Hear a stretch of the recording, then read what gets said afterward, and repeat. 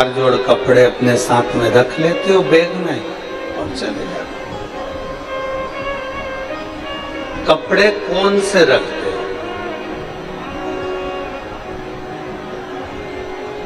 अगर हम शादी में जा रहे हैं, कोई फंक्शन में जा रहे हैं, कोई रिसेप्शन में जा रहे हैं या कहीं पर भी हम जा रहे हैं तो हम 2-4 जोड़ कपड़े रख कर ले जाते हैं जो अपने ऊपर ठीक लगे। हम वो कपड़ा लेकर जा रहे हैं जो अपने को ठीक लगे, जो अपने को श्रेष्ठ लगे।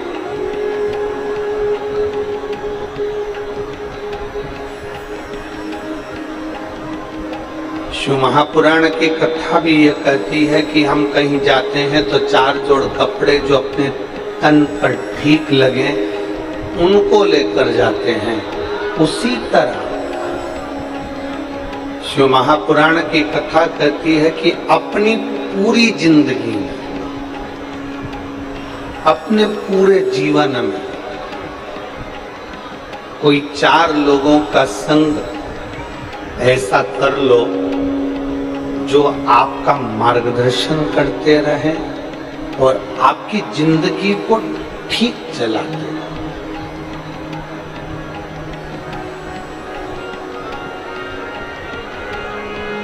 और उन 4 लोगों में सर्वश्रेष्ठ अगर कोई है तो 2 पूर्णता में श्रेष्ठ हैं, एक माता, दूसरा पिता।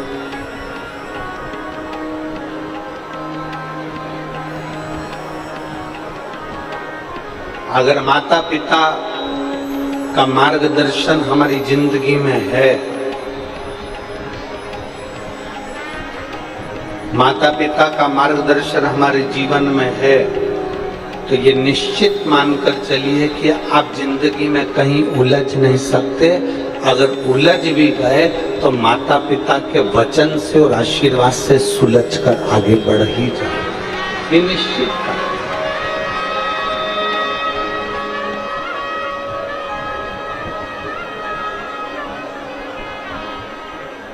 एक मनुष्य का, इस मानव शरीर का प्रथम गुरु होती है उसकी मां, दूसरे नंबर पर गुरु होता है उसका पिता, तीसरे नंबर पर उसका गुरु होता है उसका शिक्षक और चौथे नंबर पर गुरु होता है सतगुरु। सतगुरु का नंबर आखिरी में आता है, सतगुरु का नंबर पहले नहीं आया।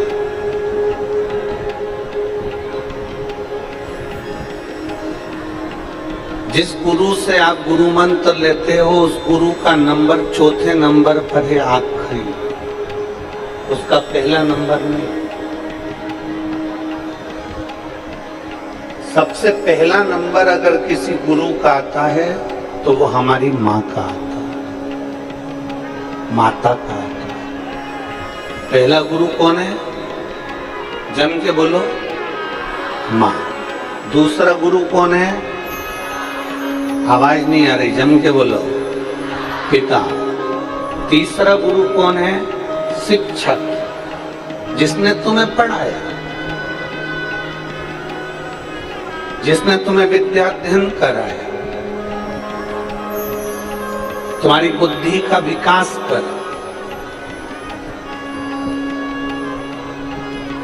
तीसरे नंबर का गुरु है शिक्षक और चौथे नंबर पर जो गुरु आता है वो होता है सतगुरु, आखिरी है। पर अभी जो वर्तमान की स्थिति देखी जा रही है, अभी जो वर्तमान का समय देखा जा रहा है, इस समय में लोग जो चौथे नंबर का गुरु है उसको पहले नंबर पर ले आए और जो पहले नंबर का गुरु है उसे चौथे नंबर पर पहुंचाए।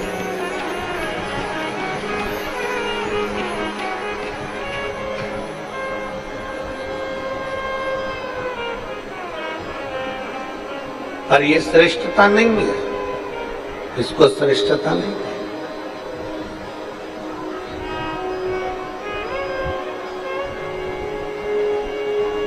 चौथे नंबर का गुरु है सतगुरु, और पहले नंबर का गुरु है हमारे घर में रहने वाली बुजुर्ग माँ। पहले नंबर का गुरु है हमारे घर की माता। आज दुनिया के लोगों ने चौथे नंबर के गुरु को पहले नंबर पर लिया है और पहले नंबर के गुरु को चौथे नंबर पर बिठा दिया। आज के जमाने में कोई गुरु आया तो उसको तो लड्डू खाने को मिल जाएगा, पेड़ा खाने को मिल जाएगा। कोई गुरु आया तो उसका तो बहुत सम्मान हो जाएगा, पर घर में जो पहले नंबर का गुरु है माँ और दूसरे नंबर का जो गुरु है पिता, उसका आदर नहीं हो पाता। पर शिव महापुराण की कथा में सबसे पहला आदर अगर किसी का बताया है तो वो अपने माता और पिता का बताया।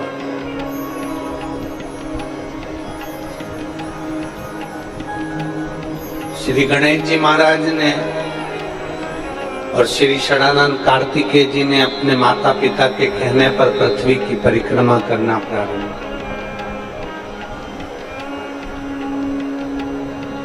पृथ्वी की परिक्रमा कर रहे।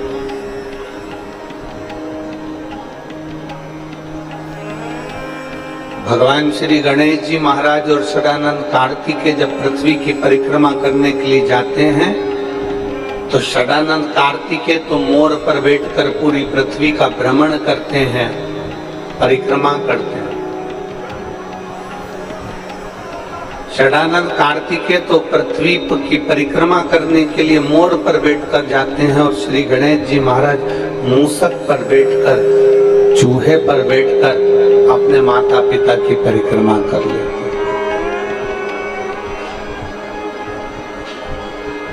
अपने माता पिता की परिक्रमा कर रहे हैं।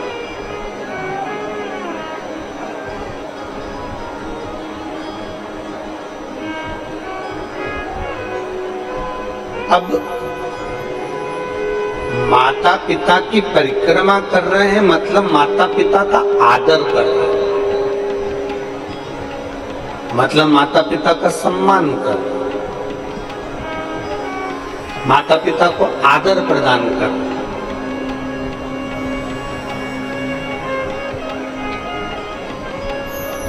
कार्तिकेय जी मोर पर बैठ कर गए, पूरे पृथ्वी की परिक्रमा कर आए और गणेश जी महाराज ने अपनी बुद्धि का परिचय दिया और अपने माता पिता की परिक्रमा कर। परिक्रमा जैसे ही पूरी हुई,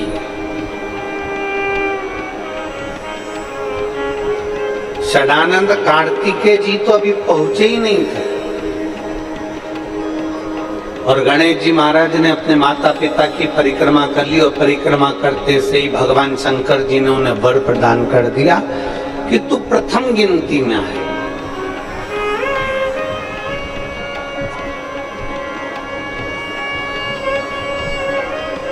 सारे देवताओं में तू प्रथम पूजा जाए, तेरी गणना प्रथम गिनती में करी जाए, तुझे प्रथम गिनती में गिना जाएगा, सब दूर तेरी प्रथम गिनती में तुझे आदर दिया जाएगा, सम्मान दिया जाएगा, सत्कार दिया जाएगा और तू गणों का अध्यक्ष हो गया और तेरा नाम गणेश हो गया।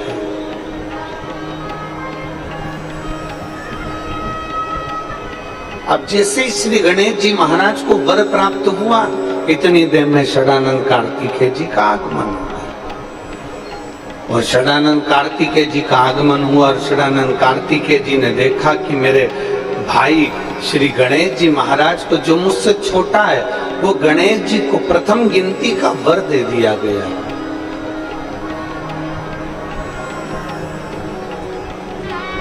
प्रथम गिनती का वर उसको दे दिया गया।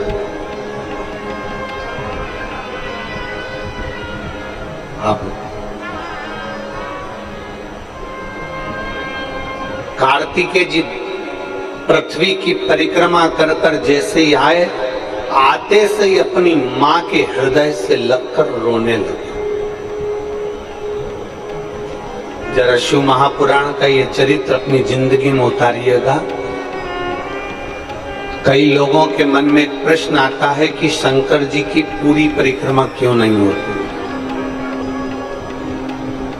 भगवान देवादिदेव महादेव की परिक्रमा क्यों नहीं लगाई जाती। भगवान शंकर की परिक्रमा पूरी क्यों नहीं करी जाती। आधी परिक्रमा कर कर वापिस क्यों लौट आते हैं।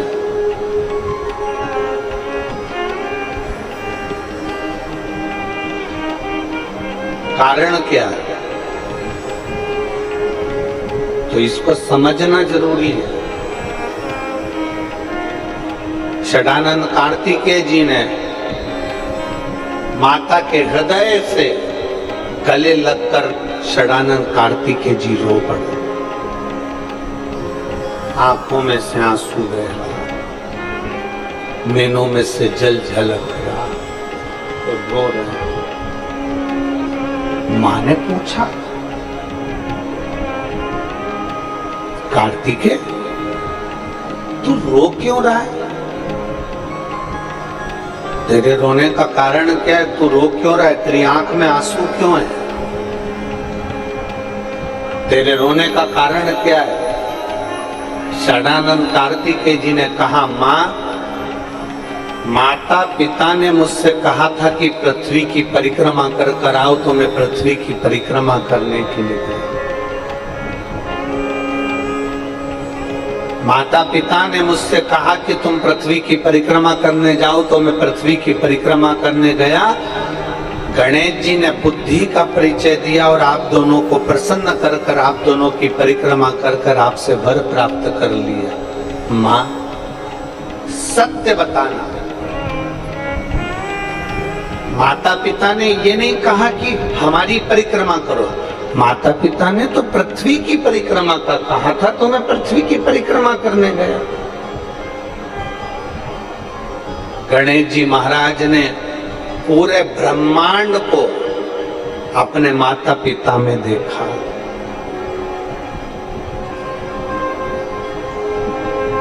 पूरे ब्रह्मांड को गणेश जी महाराज ने अपने माता पिता में देखा। इसलिए उन्होंने परिक्रमा कर ली। कार्तिकेय को रोता हुआ देखकर मां पार्वती जी के भी आंखों में जल झलक है। षडानंद कार्तिकेय जी को रोता हुआ देखकर माता पार्वती जी की भी आंख में से आंसू बहने लगे।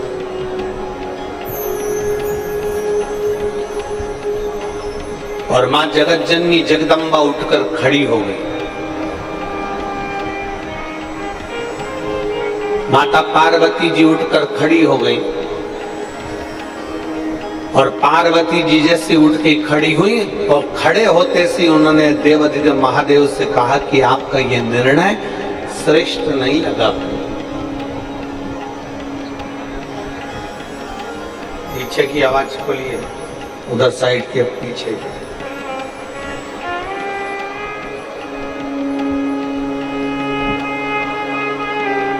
माता पार्वती जी उठकर खड़ी हो गई और माता पार्वती जी जब उठकर खड़ी हुई और खड़े होते से माता पार्वती जी ने देवादिदेव महादेव से कहा कि ये तुम्हारा निर्णय अच्छा नहीं। आज पहली बार मां अंबा, मां जगदम्बा, मां दुर्गा भवानी, मां पार्वती जी ने पहली बार भगवान शंकर से कहा कि तुम्हारा निर्णय अच्छा नहीं।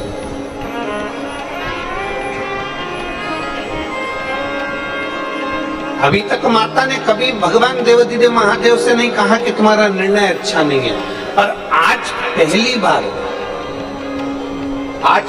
बार माता पार्वती जी कह रही हैं शिव जी से, बाबा आपका ये निर्णय ठीक नहीं, आपका ये निर्णय श्रेष्ठ नहीं।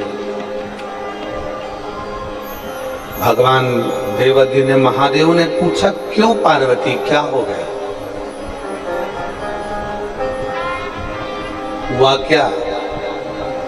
पार्वती जी कहती हैं आपका निर्णय इसलिए ठीक नहीं है क्योंकि एक बेटे को तो आपने प्रथम गिनती में आने का वर दे दिया और दूसरे बेटे को कुछ नहीं मिला, इसलिए मुझे ये निर्णय ठीक नहीं है।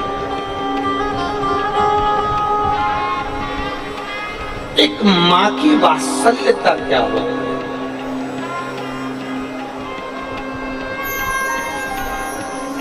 एक माता का स्नेह क्या होता है?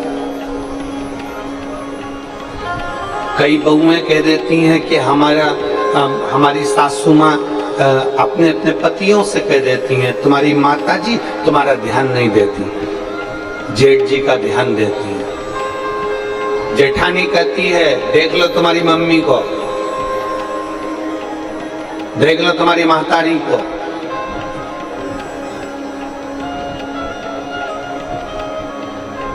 तुम्हारी माँ तुम्हारे छोटे भाई का ध्यान देती है।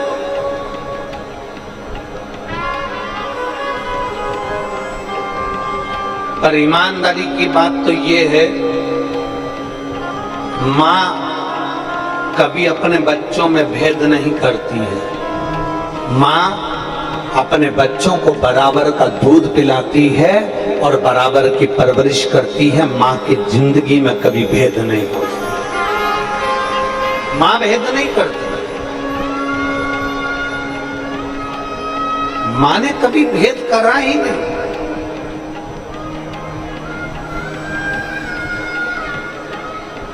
ये कथा शिव महापुराण की जो कथा कह रही है, पार्वती जी की आंखों में जल भर गया, माता पार्वती जी रो रही हैं, माता पार्वती के नैनों में अश्रु भरा गए, माता पार्वती जी की आंखों में से जल झलक रहा है और देवादिदेव महादेव से कहती हैं पार्वती जी आज आपका ये निर्णय मुझे स्वीकार नहीं है, आज आपका निर्णय अच्छा नहीं है, आपने जो निर्णय लिया ये मुझे ठीक नहीं लगा।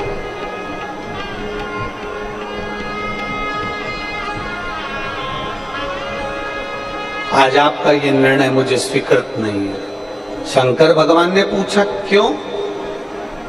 मेरे निर्णय में कमी क्या रह गई? मैंने तो जो निर्णय दिया सही निर्णय दिया, मैंने गणेश जी को प्रथम गिनती में दे दिया, और क्या चाहिए? पार्वती जी कहती हैं गणेश जी ने बुद्धि का परिचय दिया, पर तुम्हारे पुत्र षडानंद कार्तिकेय ने तो परिक्रमा लगाई है ना, षडानंद कार्तिकेय ने तो पूर्ण परिक्रमा करी है, तो उसको भी तो कोई वर मिलना था, उसको भी तो वर देना था।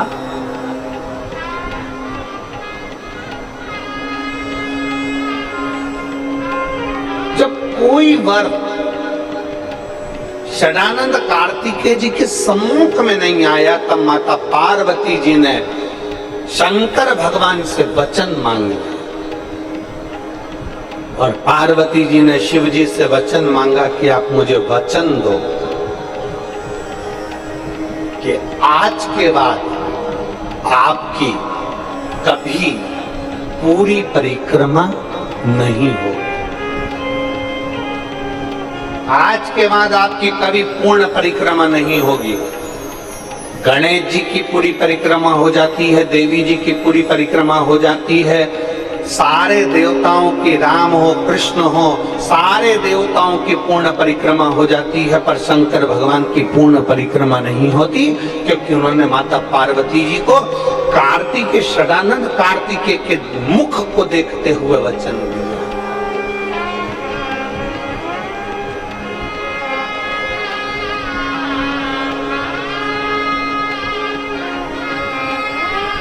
प्रभु गणेश जी को तो आपने प्रथम गिनती में दे दिया, अब षडानंद कार्तिकेय को प्रथम गिनती में कैसे दोगे? ऐसा क्या करा शंकर भगवान ने कि षडानंद कार्तिकेय को भी प्रथम गिनती में दे दिया? तो कहा जो घर के अंदर पूजन में, स्मरण में, अनुष्ठान में, पाठ में, शुभ कार्य में, सारे अच्छे कार्य में अगर प्रथम गिनती में गणेश जी को गिना जाएगा, तो उसी प्रथम गिनती में जो कलश रखाएगा उस कलश के ऊपर जो श्रीफल रखाएगा वो श्रीफल भी षडानंद कार्तिकेय के भाव से ही प्रथम गिनती का मान्य हो।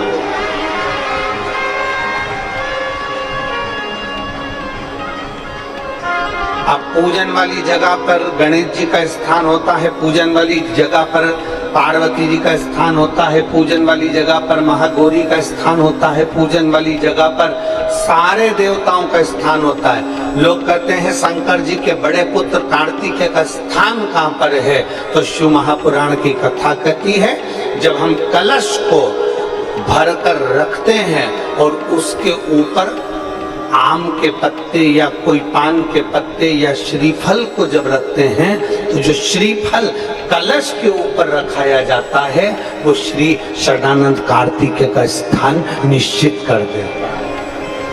षडानंद कार्तिकेय का स्थान निश्चित कर देता है।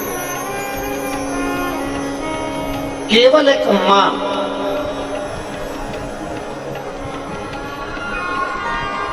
केवल एक जो अपने बच्चों को कभी रोता हुआ नहीं देखना चाहती,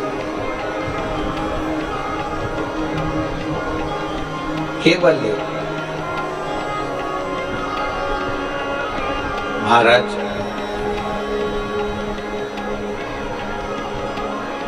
शिव महापुराण की कथा में अभी आपको कहा था कि कहीं जाते हो तो 4 जोड़ कपड़े लेकर जाते हो और कपड़े वो लेकर जाते हो जो तुमको ठीक लगे, कपड़े वो लेकर जाते हो जो तुम्हें अच्छे लगे। उसी तरह जैसे 4 जोड़ कपड़े हमारे शरीर को अच्छे लगे हम वो लेकर जाते हैं, उसी तरह 4 गुरुओं का आशीर्वाद आपकी जिंदगी में होना चाहिए।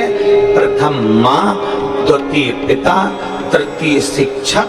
जिस शिक्षक ने तुमको पढ़ाया है, जिस शिक्षक ने तुमको स्कूल में, कॉलेज में, विद्यालय में तुमको पढ़ाया है, वो शिक्षक का आशीर्वाद भी तुम्हारे साथ होना चाहिए। और चौथे नंबर पर आखिरी में आता है सतगुरु, उस गुरु का आशीर्वाद भी आपके पास होना चाहिए। और सबसे पहले अगर आशीर्वाद की जरूरत है तो घर की माता और पिता का आशीर्वाद। प्रथम में माँ, द्वितीय में पिता, तृतीय में शिक्षक और चतुर्थ में सतगुरु। और मत बुरे कर्म कर बंदे वरना पछताएगा, भगवान की आंखों से बच नहीं पाएगा, तो बच नहीं पाएगा। अरे वो ज्ञानी मत करना धारी, अरे ओ अज्ञानी मत करना धारी। तेरे कर्म का फल तो ही पाएगा, जैसा किया तूने तेरे आगे आएगा। मत बुरे कर्म कर वरना पछताएगा, भगवान की आंखों से बच नहीं पाएगा, तू बच नहीं पाएगा। अपने कर्म के अनुरूप हमें फल हो।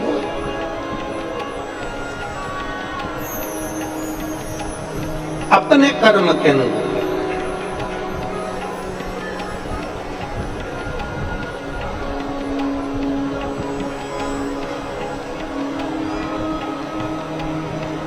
और जब तक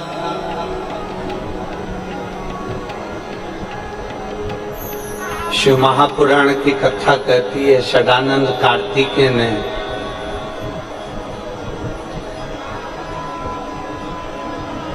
अपनी माता के कहने पर तारकासुर का संहार किया।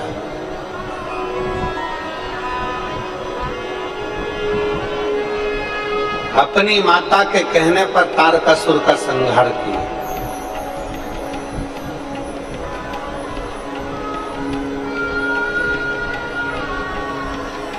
सबसे विचित्र असुर है तारकासुर।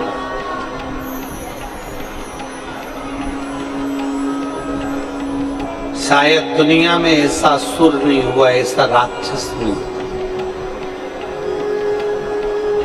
सबसे विचित्र असुर है तारकासुर, सबसे विचित्र असुर।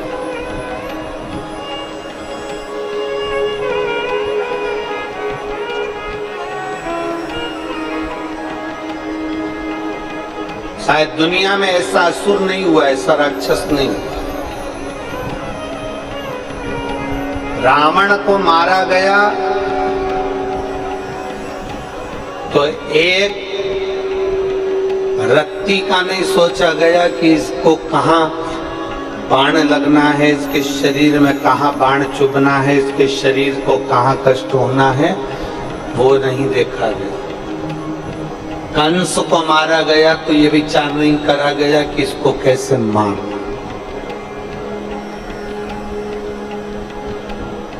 पर केवल एक तारकासुर ऐसा था जिसको मारने के लिए भगवान शंकर ने भी विचार करा और माता पार्वती जी ने भी विचार करा कि तारकासुर के हृदय में बाण नहीं चुभना चाहिए, क्योंकि ये तारकासुर के हृदय में शंकर भगवान का निवास है, शिव का निवास। बोल बम का नारा है, सारी समस्या का हल।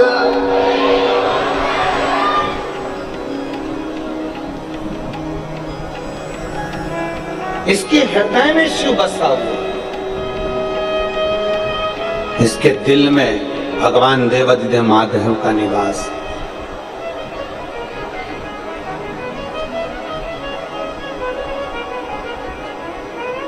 और क्यों ना हो,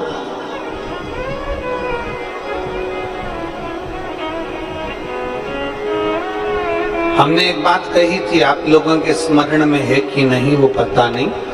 कथा के पहले दिन एक बात कही थी, अच्छा कर्म करो चाहे बुरा कर्म करो, सत्य बोलो चाहे असत्य बोलो, भला कर रहे हो कि बुरा कर रहे हो, अच्छा कर्म कर रहे हो कि बेकार कर्म कर रहे हो, झूठ बोल रहे हो कि असत्य बोल रहे हो, सत्य बोल रहे हो कि असत्य बोल रहे हो। दुकान पर से भी व्यक्ति दुकान बंद कर कर घर पर आता है, बोलो जम के आता है कि नहीं आता है? अरे बोलो तो, आता है। सर्विस करने जाता है तो सर्विस कर कर वापिस अपने, जम के बोलो जरा, घर पर आता है। घूमने जाता है तो घूमकर व्यक्ति वापिस अपने घर पर आता है। व्यक्ति कहीं पर भी जाए, तीर्थ करने जाएगा तो भी अपने घर पर आएगा, घूमने जाएगा तो भी अपने घर पर आएगा, दुकान जाएगा तो भी अपने घर पर आएगा, कहीं सर्विस पर गया तो भी अपने घर पर आएगा। वो दुकान पर क्या कर रहा है, ऑफिस में क्या कर रहा है, घूमने गया तो क्या कर रहा है, पर आखिरी में आता अपने घर पर है। उसी तरह शिव महापुराण की कथा कहती है, अच्छा कर्म करो चाहे बेकार कर्म करो, सत्य बोलो चाहे असत्य बोलो, चाहे कैसी भी जिंदगी जियो, पर शिव महापुराण की कथा कहती है कि रोज मेरे भोलेनाथ के मंदिर जरूर जाया करो, क्योंकि व्यक्ति का वहां पाप आधा समाप्त हो जाता है।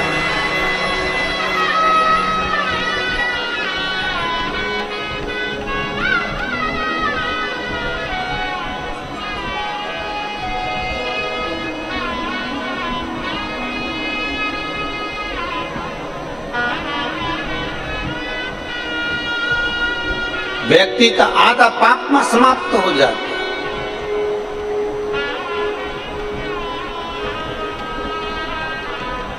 कपड़ा रखने की पेटी होती है, आप लोगों क्या है कि नहीं, जरा हाथ उठाओ जरा। कपड़ा रखने की पेटी, सूटकेस, अटैची, पेटी, अरे बोलो तो जम के, सबके यहाँ है। कपड़ा रखने की पेटी होती है,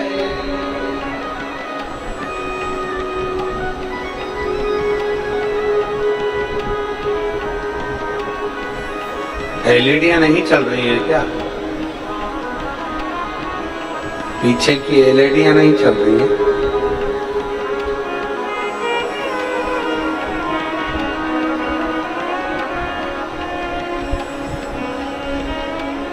कपड़ा रखने की पेटी होती है,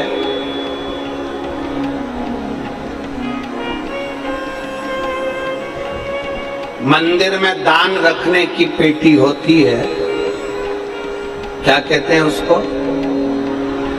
दान पेटी। कपड़ा रखने की पेटी होती है, धन रखने की पेटी होती है, वस्त्र रखने की पेटी होती है, सामान रखने की पेटी होती है, पर पाप को रखने की कोई पेटी नहीं होती। कोई पेटी नहीं है पाप रखने।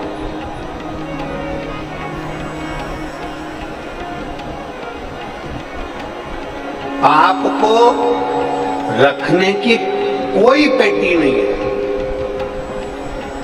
बस इतना जरूर है कि मनुष्य से प्रतिदिन पाप होता है। ऐसा कोई संसार में नहीं जन्मा जिससे पाप ना हुआ। पाप ना हुआ। कल एक बहन का एक प्रश्न था, कथा पूरी हो गई थी तो हम उस प्रश्न का उत्तर नहीं दे पाए। वो प्रश्न आपका और हमारा सबका है।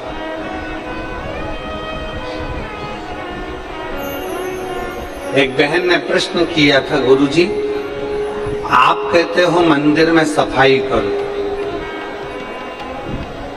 आप कहते हो मंदिर में झाड़ू लगा लो, पोछा लगा लो, साफ कर दो, पर मंदिर में कोई मीठा चढ़ा जाता है तो थोड़ी छोटी छोटी चींटियां हो जाती हैं, चींटे हो जाते हैं।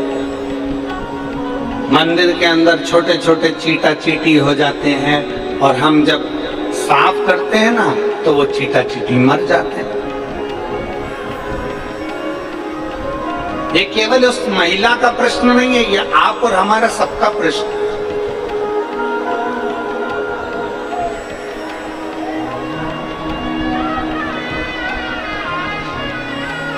हर एक व्यक्ति का ये प्रश्न है कि मंदिर में हम सफाई करते हैं तो वहां छोटी छोटी चींटियां हो जाती हैं, चींटे हो जाते हैं, छोटे से जीव हो जाते हैं। जब हम कपड़ा फेरते हैं, झाड़ू लगाते हैं तो वो छोटे छोटे जीव मर जाते हैं। अब वो जीव मर गए, छोटे छोटे जीव समाप्त हो गए, तो उसका पाप तो हमारे माथे चढ़ेगा ना गुरुजी। हमारे माथे पर वो पाप तो चढ़ेगा। शिव महापुराण की कथा कहती है,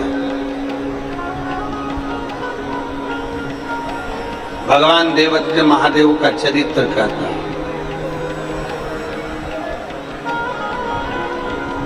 आप मंदिर की सफाई कर रहे हैं,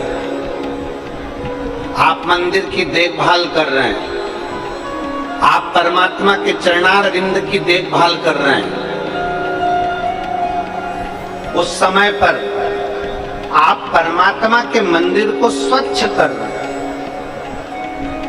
आप भगवान के मंदिर को स्वच्छ कर रहे हैं, और स्वच्छ करते समय इस शरीर के द्वारा भगवान के उस मंदिर में जो जीव निकल और ज्यादा मात्रा में हो तो शिव महापुराण की कथा कहती है थोड़ा सा पानी डाल दो, डालते से वो जीव एक और चले जाएंगे। प्रयास ये करा करो कि अपने द्वारा, इस शरीर के द्वारा कोई जीव की हत्या ना हो, कोई जीव समाप्त न हो, कोई जीव की हत्या न हो।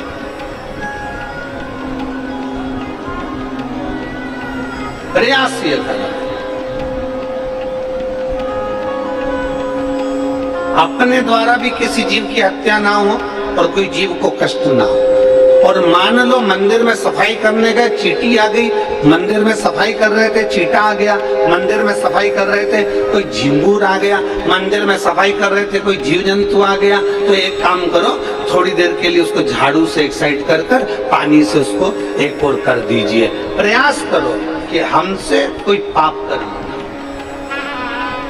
और अनायास, अचानक, बिना सोचे, बिना समझे अगर शरीर से सफाई करते समय कोई जीव चला भी गया है तो देवाधिदेव महादेव के चरणों में उसकी गति प्राप्त हो जाती है। शिव उसको स्वीकार कर लेता।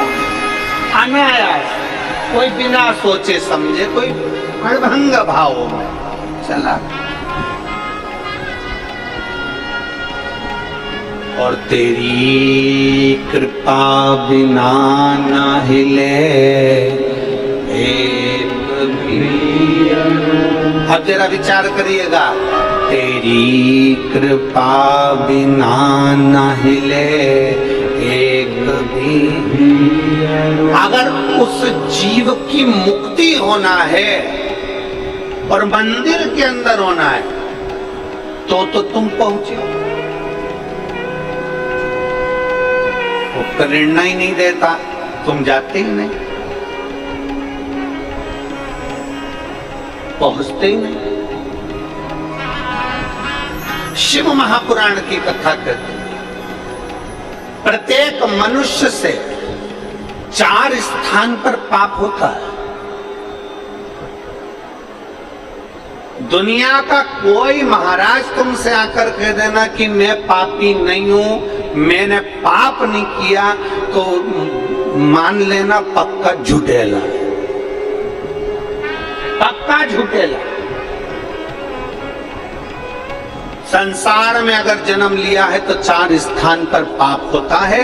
पहला, झाड़ू लगाते समय, बुआरी लगाते समय छोटे छोटे जीव मर जाते हैं, उसका पाप माथे चढ़ जाता है। दूसरे नंबर पर अग्नि जलाते समय, रसोई बनाते समय, आग जलाते समय, कहीं बैठे हैं, लाइटें जल रही है, छोटे छोटे जीव मर जाते हैं, उसका पाप माथे चढ़ जाता है। तीसरा स्थान,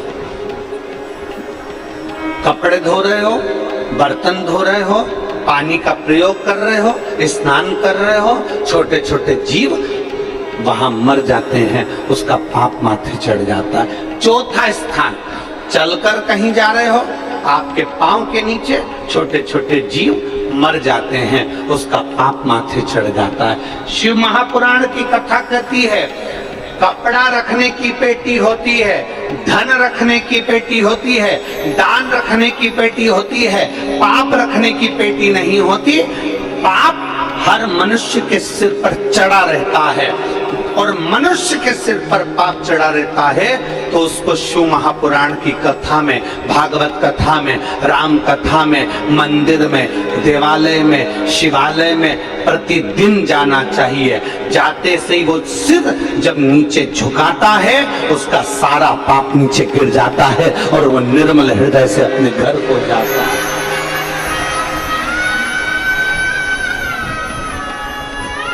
निर्मल मन से भगवान से दरवाजे से वो अपने घर को जाता।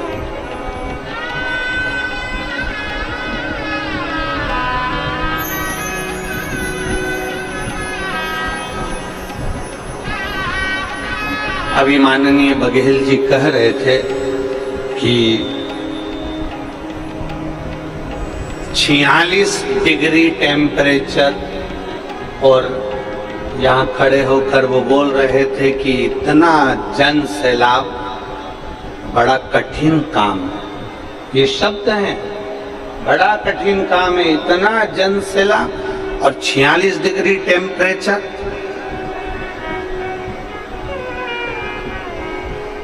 अब ईमानदारी से कहना मेरी जीजियों, अगर दोपहरी में कोई शादी भी कर लेना तो मेरी बहनें घर से नहीं निकलती हैं। कोई शादी की सालगिरह मना ले तो मेरी बहन घर से नहीं निकलती है। कोई बुलावा कर ले, कोई फंक्शन कर ले तो मेरी बहन 46 डिग्री टेम्परेचर में दिन में घर से नहीं निकलती है। और आज अपने घर से छाता लाकर, पानी की बोतल लेकर, खुद का खर्चा कर कर लाखों की संख्या में पूरे पंडालों में भक्त भरे पड़े।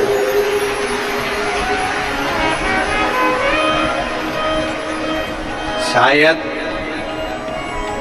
मैं तो इतना जरूर कहूंगा कि आस्था चैनल के कैमरामैन के कैमरे में भी वो लेंस नहीं है जो यहाँ से पीछे तक और पीछे से दाएं बाएं जहां जहां लोग बैठे हैं उसको कैच कर सके। वो लेंस में भी इतना पावर नहीं होगा कि आखिरी छोर तक कैच कर ले। अब इतने भक्त, टेंट और टेंट नहीं मिल रहा तो अपने घर की चादर, अपने घर की चादर, छाते सब साथ में लेकर। और एक बधाई आपको और दे दें, सोलापुर की जो कथा 6 तारीख वाली कैंसिल हुई थी उसकी जगह 9 तारीख से 12 ज्योतिर्लिंग में से एक ज्योतिर्लिंग मां नर्मदा जी का घाट ओमकारेश्वर में शिव महापुराण की कथा होगी।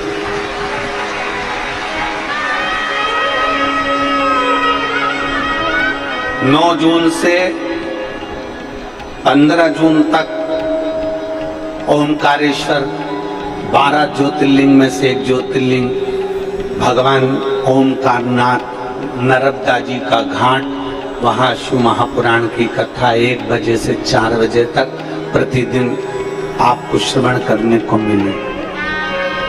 जो ओमकारेश्वर के पास के हैं, जो 12 ज्योतिर्लिंग में कथा सुनने के, जिन्होंने काशी में सुनी, उज्जैन में सुनी, तो ओमकारेश्वर की पवित्र कथा का भी लाभ अवश्य लीजिए और अपने जीवन को धन्य बनाइए। ये शिव तत्व की तरफ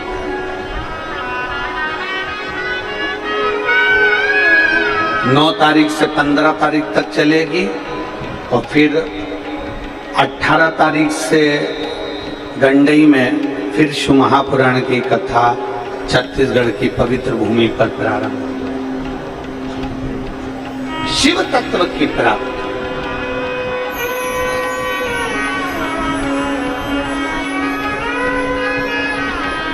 चार स्थान जहां व्यक्ति से पाप होता है। पहला, जम के बोलो, झाड़ू लगाते समय। दूसरा, आगी जलाते समय। तीसरा, बोलते जाओ, पानी, कपड़ा, बर्तन, स्नान करते समय। चौथा, चलकर कहीं जा रहे हैं, अपने पांव के नीचे छोटे छोटे जीव मर जाते हैं, उसका पाप माथे चढ़ जाता है। ये पाप कर्म हमारे वास्ते। और इस पाप कर्म को कहीं समाप्त नहीं कर सकते। केवल एक स्थान है इस पाप कर्म को समाप्त करने का, और देवाधिदेव महादेव का चरणारविंद, शिवालय, देवालय और मेरे देवाधिदेव महादेव की कथा। जहां जाकर आप बैठते हो तो पाप अपने आप समाप्त होता चले जाता है, अपने आप।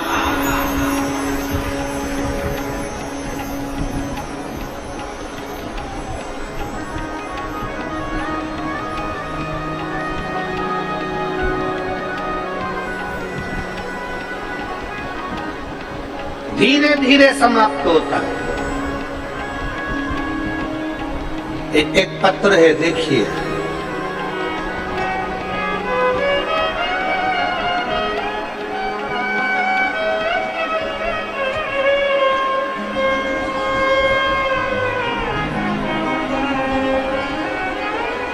मैं अमिता यादव, पति भरत यादव, ग्राम केथा, जिला बिलाईगढ़, जिला बिलाईगढ़, मेरा मोबाइल नंबर ये है। कहीं बैठी हो तो हाथ हिलाइएगा। मैं अमिता यादव, पति भरत यादव, ग्राम केथा, जिला बिलाईगढ़। कहीं बैठी हो तो हाथ हिलाइएगा अगर कहीं बैठे हो।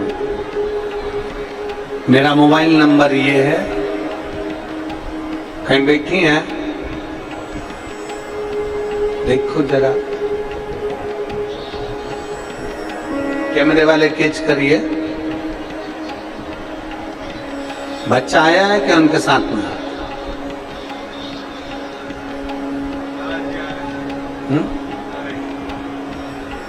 बच्चा लाए हैं साथ में?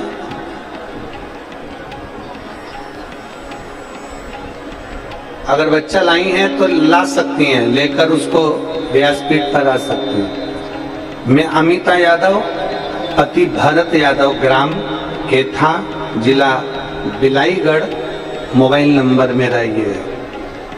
मेरी शादी को 21 साल हो गए थे और मुझे संतान का सुख नहीं था। गुरुदेव, 21 साल में ऐसा कोई डॉक्टर नहीं जिसके हमने हाथ पैर नहीं जोड़े हों। टेस्ट भी करवाया, इलाज करवाया, और जो घर के लोगों ने कहीं बंधन करवाया, कहीं गोदी भरवाई, कहीं किसी के यहाँ गए, कहीं किसी के यहाँ गए, पर औलाद का सुख नहीं हुआ। गुरुदेव, लोग इंतजार करते हैं 2 साल, 5 साल, 6 साल, 7 साल, 8 साल, 10 साल, 15 साल, 19 साल, 20 साल। हमने संतान के लिए 21 साल इंतजार करा, पर संतान का सुख नहीं हुआ। तब गुरुदेव, मेरी छोटी बहन ने बताया कि टीवी पर सीहोर वाला महाराज कथा करता है, आप सीहोर वाले महाराज की कथा सुनो। आसन लगाकर अगर टीवी के सामने बैठकर कथा सुनोगे तो भगवान कुछ ना कुछ अच्छा करेगा। हम टीवी को चालू कर लेते, आसन लगाकर बैठ जाते और आपकी कथा सुनते। आपने शंकर जी के मंदिर में सफाई करने का कहा, हमने शिव जी के मंदिर में जाना प्रारंभ करा और सफाई करना प्रारंभ कर दिया। लोग मेरे ऊपर हंसते कि औलाद तो इसकी है नहीं, घर में फ्री है, इसलिए मंदिर में झाड़ू पोछा करती रहती है। पर गुरुजी, आप कहते हो ना कि दुनिया ताने देगी, देने दो। लोग हमें ताने देते रहे और हम शंकर जी के मंदिर में सफाई करते रहे। गुरुदेव, कमर में सफेद आंकड़े की जड़ बांध ली और पशुपतिनाथ का व्रत प्रारंभ कर दिया। मेरे बाबा ने ऐसी कृपा करी गुरुदेव कि 3 महीने भी पूरे नहीं होने दिए और 2.5 महीने में मेरा गर्भ ठहर गया। और बाबा की कृपा से 21 साल के बाद मेरे घर में संतान की प्राप्ति हुई।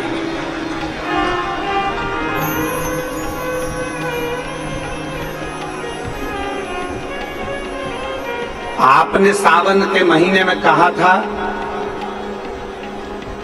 ऑनलाइन अभिषेक कराया, उस अभिषेक को भी मैंने करा और बाबा की कृपा से बेलपत्री के वृक्ष के नीचे पूजन करी। आज शिव की कृपा से मेरे घर में संतान की प्राप्ति 21 साल के बाद हुई, जिसका फोटो मैं लगा रही हूँ और लेकर आई। फोटो भी आप लोग LED पर और आस्था चैनल पर बच्चे का फोटो देख सकते हैं। जो और पत्र को भी देखिए, पत्र में उन्होंने लिखा 21 साल के बाद संतान का सुख प्राप्त हुआ है। 21 वर्ष। ये शिव तत्व है, ये शंभु, ये ओघड़ी, ये शंकर। और तेरी कृपा बिना न हिले एक भी, लेते हैं श्वास तेरी कृपा से।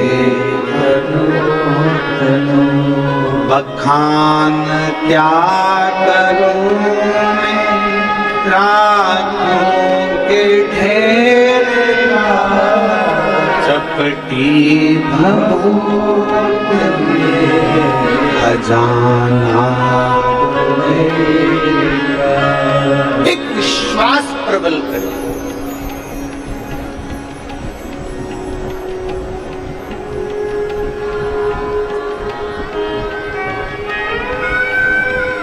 थोड़ा मेरा देवाधिदेव महादेव, थोड़ा मेरा शंकर, थोड़ा मेरा भगवान ओघड़ दानी थोड़ा परीक्षा ले सकते,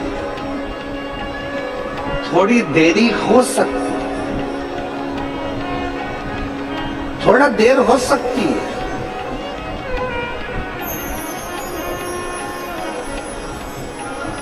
ये मत सोचना कि तुमने आज जल चढ़ाया और बाबा आज ही सुन ले। उस बहन ने लिखा कि लोग झाड़ू पोछा करते समय मंदिर में हम झाड़ू लगाते तो लोग कहते औलाद तो हुई नहीं है, घर से फ्री है, इसलिए मंदिर में सफाई करती रहती। देंगे लोग ताने।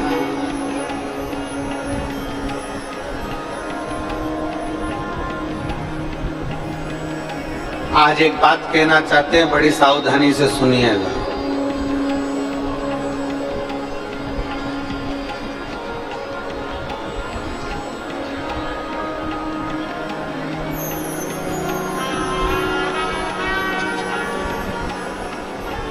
प्रशंसा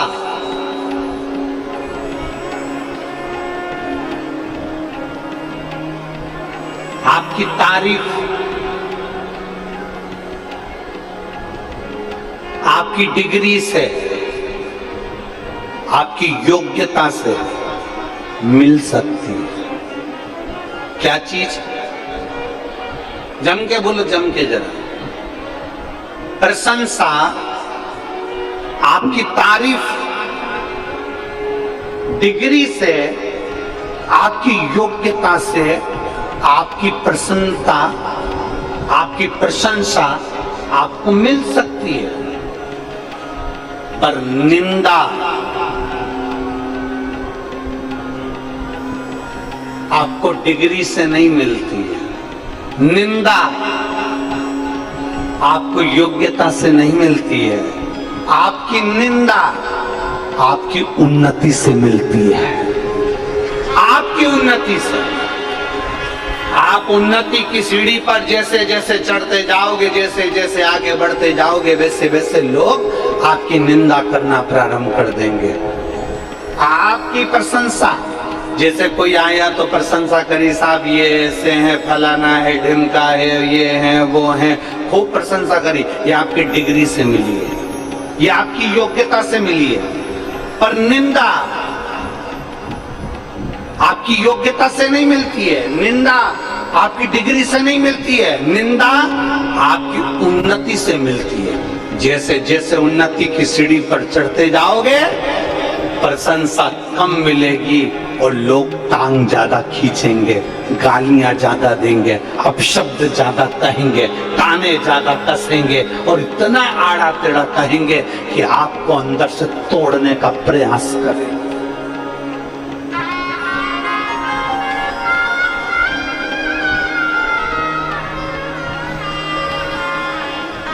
आपको अंदर से तोड़ने का प्रयास है और इतना तोड़ देंगे अंदर से कि आप विचार करते रहेंगे क्या मैंने गलत कह दिया, क्या मैंने गलत व्यवहार कर दिया, क्या मैंने गलत विचार कर लिया। जो उन्नति की सीढ़ी पर चढ़ता है, निंदा उसी के खाते में आती है। जो आगे बढ़कर कुछ अच्छा करता है, निंदा उसी के खाते में आती है। जो कुछ करता ही नहीं है, उसकी कभी निंदा नहीं होती है। निंदा हमेशा उसकी होती है जो कहीं ना कहीं उन्नति की सीढ़ी पर चढ़ रहा हो, आगे बढ़ रहा हो और बहुत आगे निकल चुका हो, उसकी निंदा हो।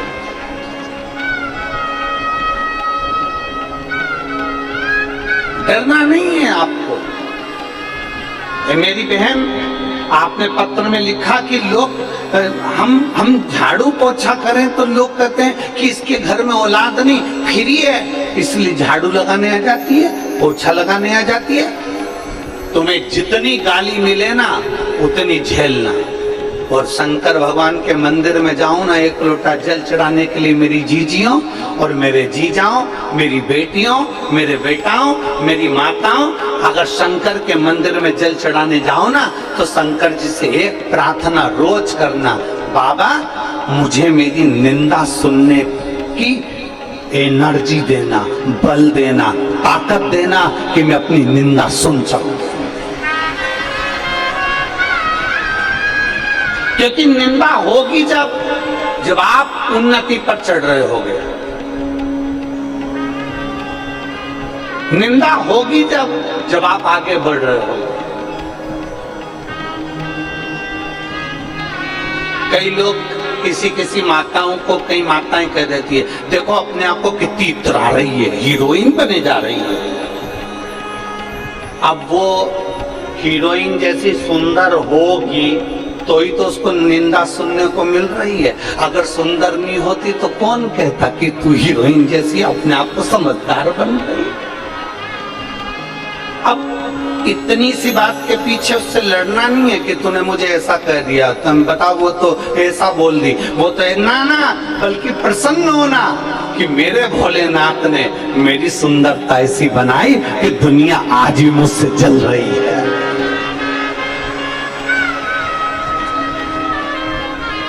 संकोच ना करिए।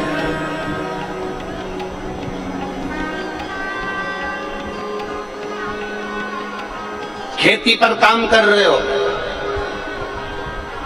बहुत मेहनत कर रहे हो, बहुत मेहनत, धान बो रहे हो, खूब मेहनत कर रहे हो और दुनिया के लोग आपसे कह रहे हैं, बताओ दिन भर काम में लगा रहता है, कई छाती पे बांध के ले जाएगा। उसकी लोग निंदा करें तो उसको प्रसन्न होना चाहिए, भगवान तूने मुझे बड़ा बलवान बना कर रखा है, मतलब मैं उन्नति की सीढ़ी पर चढ़ना प्रारंभ कर दिया, अब मैं आगे बढ़ रहा हूं, मैं तरक्की कर रहा हूं, मैं आगे की ओर अग्रणी हो रहा हूं। ये निंदा हमें बल प्रदान करती है।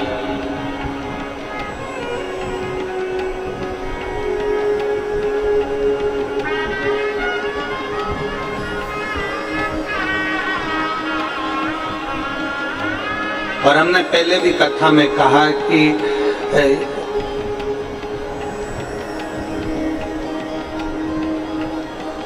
नेताओं में सबसे ज्यादा निंदा अगर किसी की होती होगी तो मोदी जी की होती होगी, और कथाकारों में सबसे ज्यादा निंदा होती होगी तो प्रदीप मिश्रा की होती है।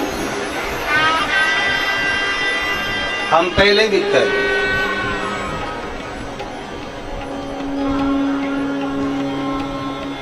सबसे ज्यादा निंदा अगर होती होगी ना तो जो उन्नति की सीढ़ी पर चढ़ रहा है, जो तरक्की कर रहा है, जो आगे बढ़ रहा है, बहुत कुछ करने के लिए तैयार, संपूर्ण विश्व को जो जोड़ने का काम करेगा, संपूर्ण भारत को मंदिर और देवालय शिवालय से अगर जोड़ने का काम करेगा तो लोग उसके ऊपर ताने भी देंगे, गाली भी देंगे, अपशब्द भी कहेंगे और उंगली भी उठाएंगे। और तैयार रहना। और जितने शिव भक्त शंकर जी की कथा को सुन रहे हैं वो भी तैयार रहें। आप अगर रोज मंदिर जाओगे शंकर जी के, लोग आपको ताना देंगे, ये चल दी सती सावित्री। तुम रोज भगवान शंकर के मंदिर जल चढ़ाने जाओगे, लोग कहेंगे ये चल दी सियोर वाला महाराज की चेली। कानों में सरसों का तेल डाल के रखना, और जो जितना ज्यादा बोले उतनी जोरदार खजूर वाली चोटी बना के और बंठन के जाना, आग लगे बस्ती को, अपन रहो मस्ती में, उतना बंठन कर जा। जो जितना बोले ना, जितना पड़ोसन जितना बोले ना, ये देखो ये चल दी, ये तो दिन भर सियोर वाला मारा, सियोर वाला मारा, सियोर वाला मारा, उसके सामने और मोबाइल चालू करके यूट्यूब पे ये और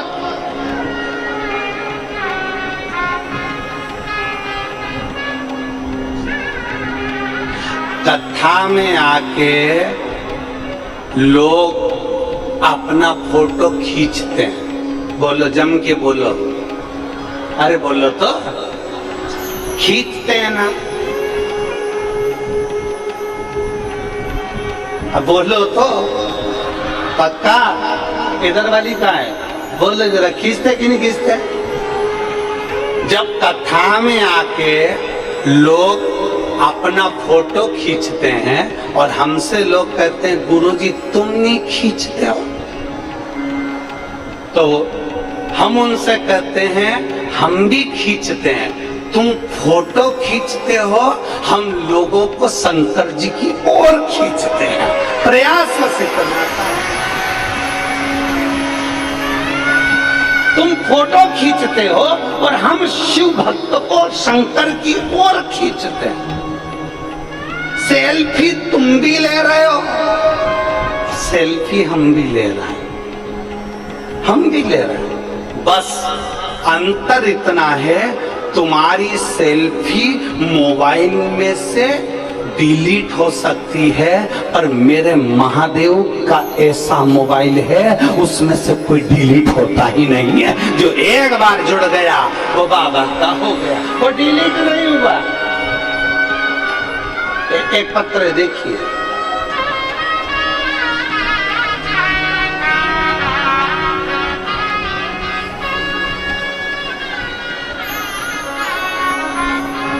राजेश्वरी यादव, पति श्री विष्णु प्रसाद यादव, नगर पालिका परिषद अमलेश्वर, तहसील पाटन, जिला दुर्ग की निवासी हूँ। कहीं बैठी हो तो हाथ हिला सकती हूँ, अगर कहीं बैठी हो तो हाथ हिला सकती हूँ।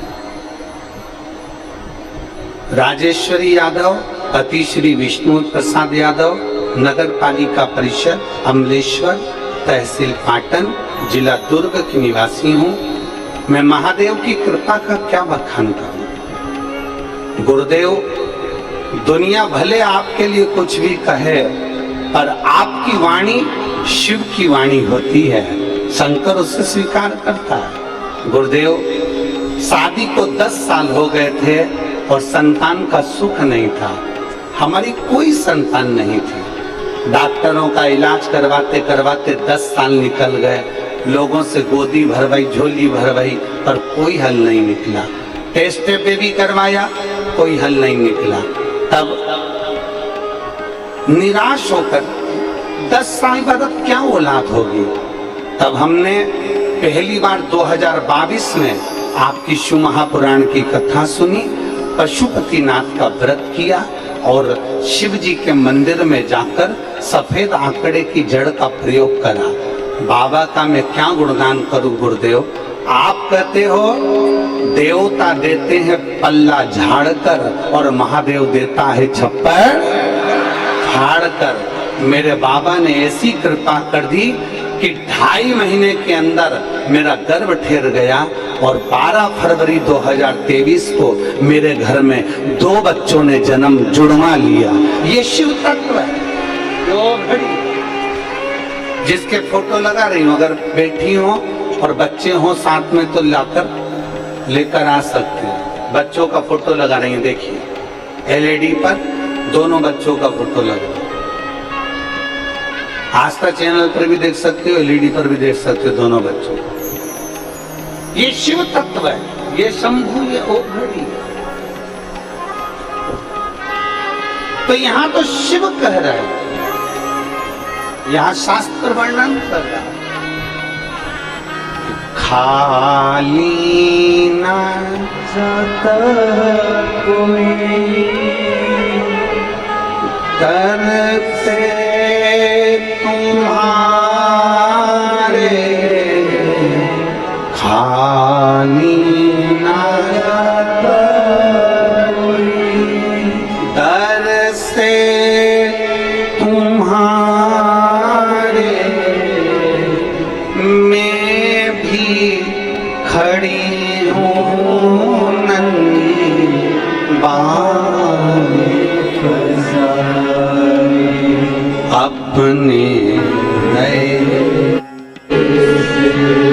लगा लो गिरा जा रहा उठा लो भोले अपने दर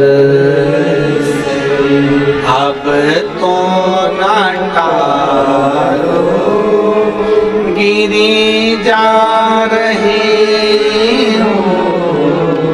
उठा लो एक भरोसा जागृत करो, एक विश्वास जागृत करो। और भरोसा और विश्वास अगर पक्का है तो शिव मिलेगा जरूर।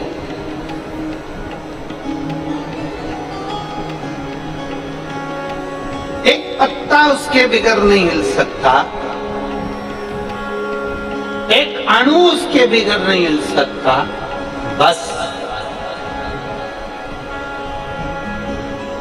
उसका भजन में मन आपका होना चाहिए और विश्वास की दृढ़ का होना चाहिए।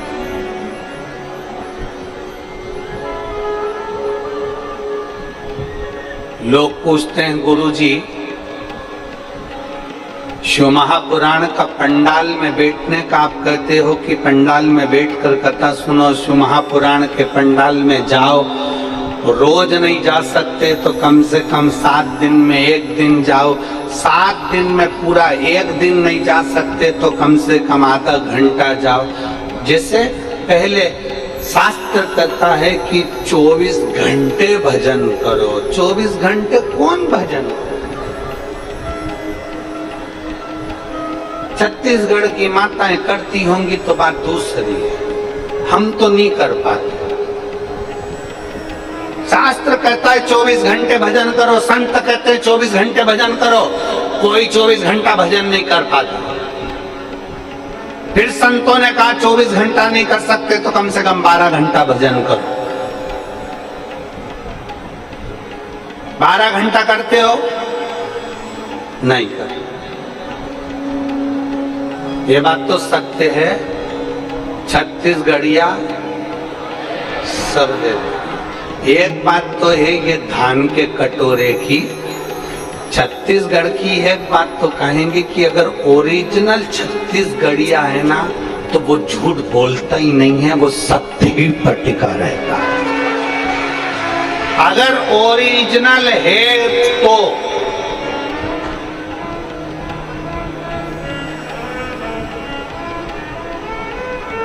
ओरिजिनल छत्तीसगढ़िया होगा ना, वो किसी को धोखा नहीं देता, वो किसी को लूटता नहीं है। ओरिजिनल छत्तीसगढ़िया किसी के ऊपर व्यर्थ की बात नहीं करेगा, लूटेगा नहीं, अपशब्द नहीं कहेगा, गरीबी में गुजरान कर लेगा, 2 रोटी अचार के साथ खा लेगा। चावल भले सब्जी नहीं होगी तो कोरा नमक से खा लेगा। और ओरिजिनल छत्तीसगढ़िया कभी किसी को अपशब्द नहीं कहता, ताना नहीं देता, गाली नहीं।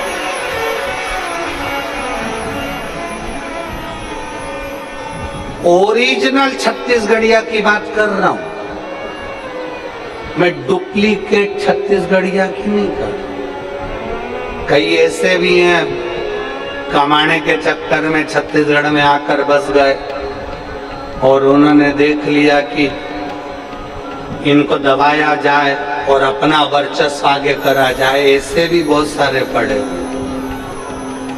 पर जो ओरिजिनल है ना छत्तीसगढ़िया, वो कभी किसी को कष्ट नहीं देता, किसी को दुख नहीं देता। वो अपने काम में लगा रहता है और भगवान की भक्ति में लगा रहता है। ओरिजिनल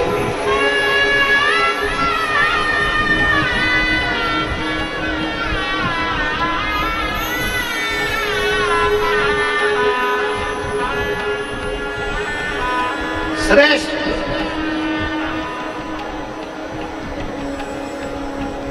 अभी जैसे माताओं ने कहा, तुरंत जवाब तुरंत दे दिया मेरी माताओं ने, तुरंत।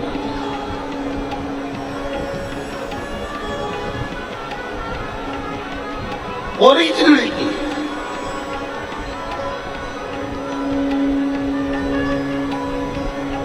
हमने पूछा 12 घंटे भजन करते हो क्या? आपने तुरंत कह दिया नहीं करते। मतलब सत्य है, ये होना चाहिए। अब संत कह रहे हैं 12 घंटे भजन नहीं कर सकते तो 6 घंटा करो।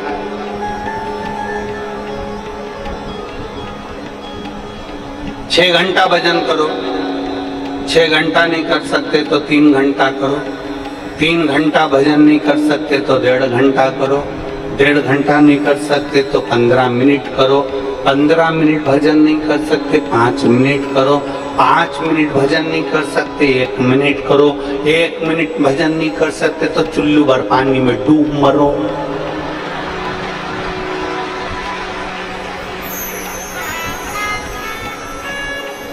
और चुल्लू भर पानी लेने जाने की जरूरत ही नहीं पड़ेगी, अपने यहाँ तो खुद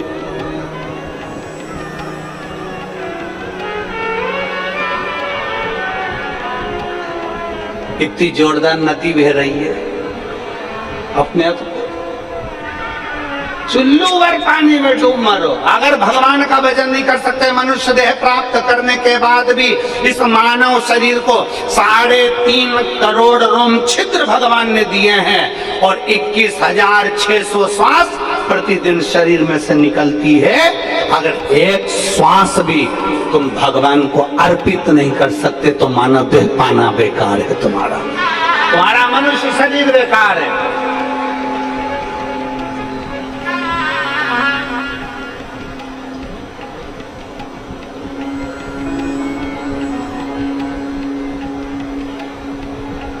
काया को पाके तुम कभी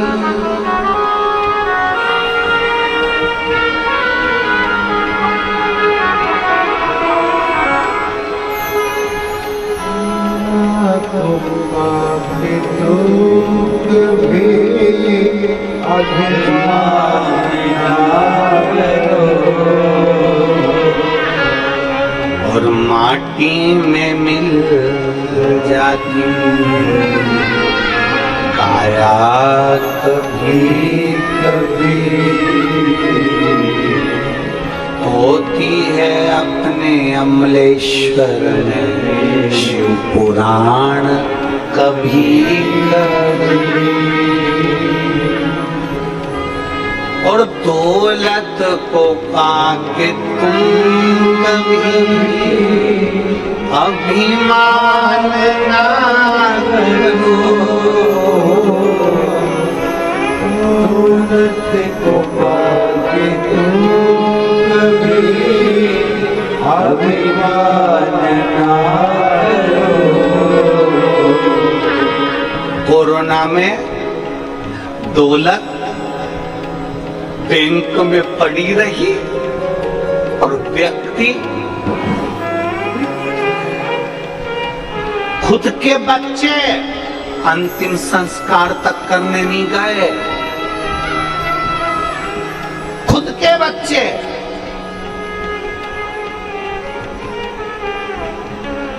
और धन्यवाद देना हॉस्पिटल में काम करने वाले उन कर्मचारियों को, धन्यवाद देना पुलिस प्रशासन को, धन्यवाद देना सरकार को।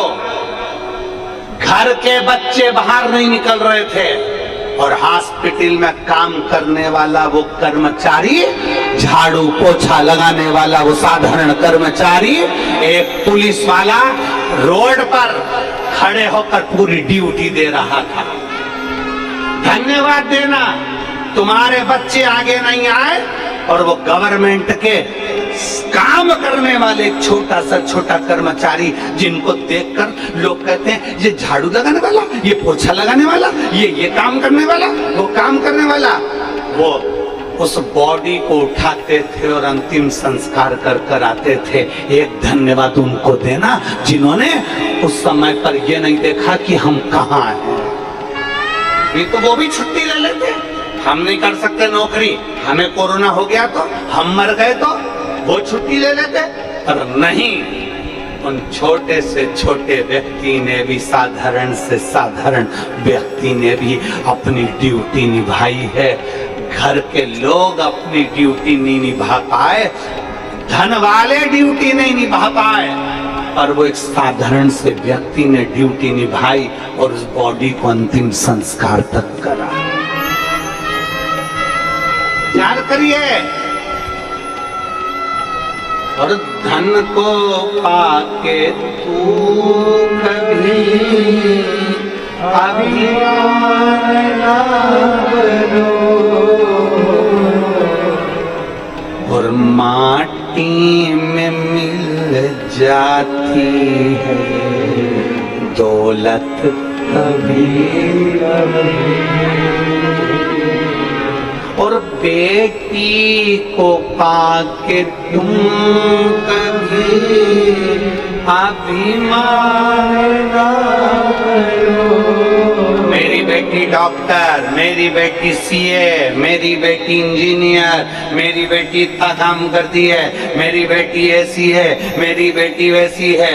बेटी को पाके तुम कभी अभिमान ना करो, ले जाते हैं जमाई भी बेटी कभी कभी, और बेटों को पाके तुम कभी अभिमान ना करो। मेरा बेटा कलेक्टर, मेरा बेटा एसपी, मेरा बेटा कलेक्टर, मेरा बेटा ये। बेटों को पाके तुम कभी अभिमान ना करो, और बन जाते हैं पड़ोसी ही बेटा कभी कभी। कभी कभी एक मकान में रहते रहते भी बच्चे पड़ोसी बन जाते हैं। माँ का सिर दुखा, पापा का सिर दुखा, किसी का सिर दुखा, बच्चे निकल कर नहीं आए, और पत्नी का सिर दुखा, दोस्तों को फोन लगा रहा है, तेरी भाभी का सिर दुख रहा है, मेडिकल खुलवा के दवाई ला दे। विचार करिए, कहां दशा। पर मुझे गर्व है आज की बहुओं पर, मुझे गर्व है आज की बेटियों पर, मुझे गर्व है आज की नवयुवक बेटी और बहुओं पर। आज की बेटियां अपने पति से कह देती हैं, देखो मम्मी का सिर दुख रहा है, जाओ उनको डॉक्टर के पास ले जाओ। आज की बहुएं ऐसी हैं। मुझे गर्व है आज की बहुओं पर, मुझे गर्व है आज की बेटियों पर, जो अपने पति को जगा करके थी, मम्मी का सिर दुख रहा है, जाओ, पापा का सिर दुख रहा है, जाओ। आज की बहुएं, आज की बेटियां, वो पुरानी बेटियां होंगी, पुरानी बहुएं होंगी जो कह देती होंगी कि मत जाओ। और आज की बहू, आज की बेटी पर मुझे गर्व है। लोग कहते हैं गुरुजी कलयुग चल रहा है, हम कहते कलयुग नहीं शिवयुग चल रहा है। आज की बहू और बेटी भी समर्पण रखती है पूरा। आज की बहू बेटी भी पूरा समर्पण रखती है। जितना अपने मायके की माँ का ध्यान रखती है, उतने ससुराल में माँ का ध्यान रखती है। आज की बहुएं, आज की बेटियां। वो समय दूसरा था, ये समय दूसरा है। वो महीना दूसरा था, ये महीना दूसरा है। वो वर्ष दूसरा था, ये वर्ष दूसरा है। आज की पीढ़ी से हम बात करें, आज के जमाने की मेरी नवयुवक बेटियां, अगर पति नहीं जाता तो खुद उठकर गाड़ी लेकर अपने सास ससुर को ले जाकर डॉक्टर को दिखा जाती है। ये पीढ़ी है आज। और इतना बल आज की बहुओं में होना चाहिए और आज की बेटियों में होना चाहिए। वो बल होना चाहिए तुम्हारे भीतर, तुम्हारे अंदर वो बल उत्पन्न होना चाहिए कि घर में कोई नहीं तो मैं चलती हूँ, मम्मी चलो, लेके चलती हूँ।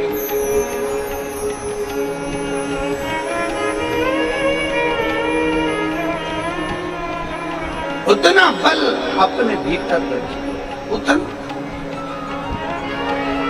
अपने भीतर।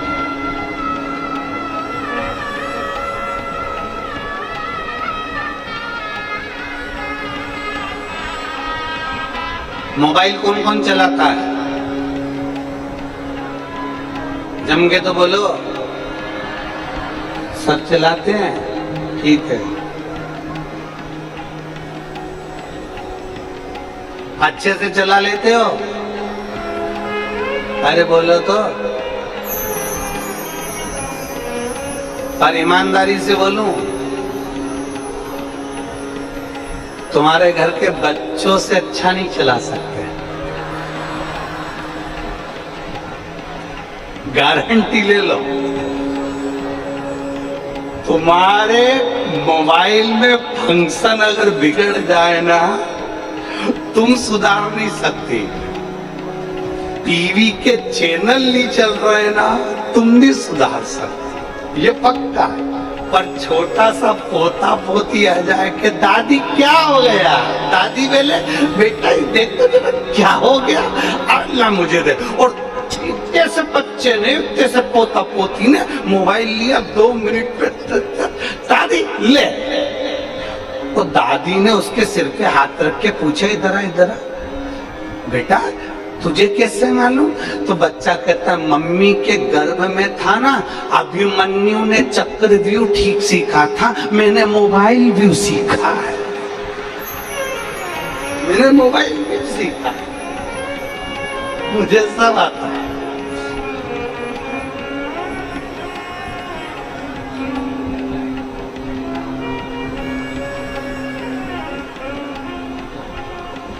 महाराज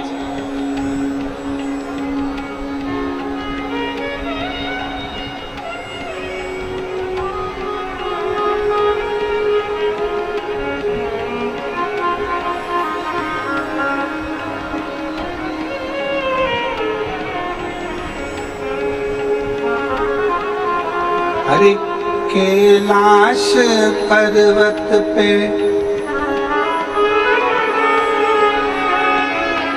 हरे कैलाश पर्वत पे चढ़ गयो रे, आज मेरा भोला सज गयो रे।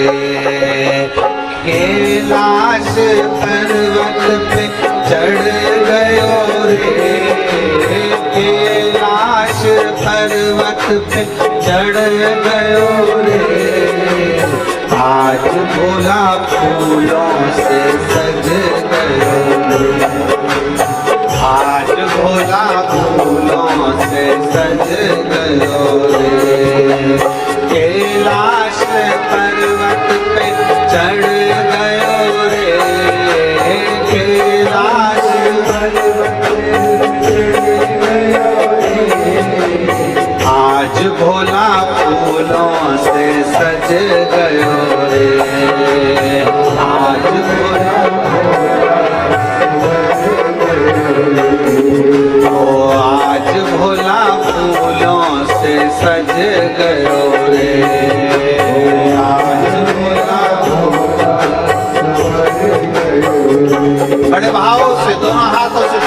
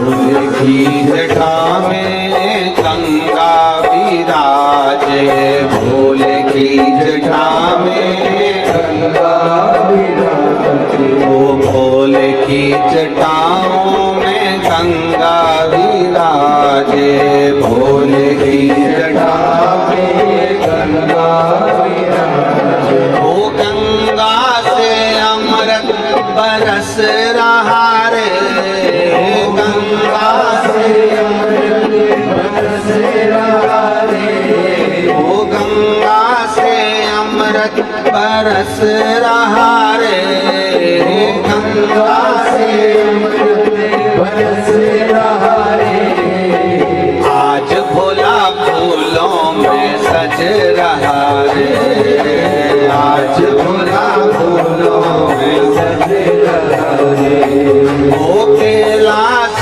पर्वत पे चढ़ गयो रे, कैलाश पर्वत पे चढ़ गयो रे, वो कैलाश पर्वत पे चढ़ गयो रे, कैलाश पर्वत पे चढ़ गयो रे, आज भोला फूलों से सज गयो रे, आज भोला फूलों से सज गयो रे।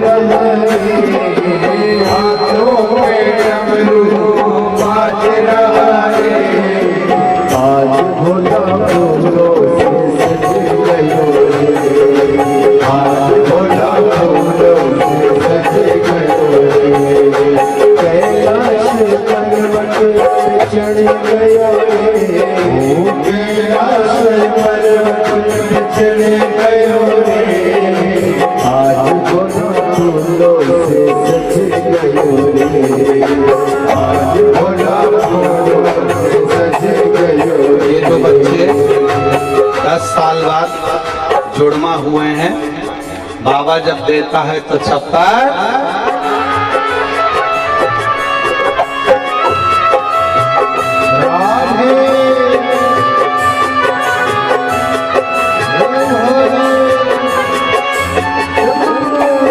जोरदार ताली बजाकर दोनों बच्चों के लिए।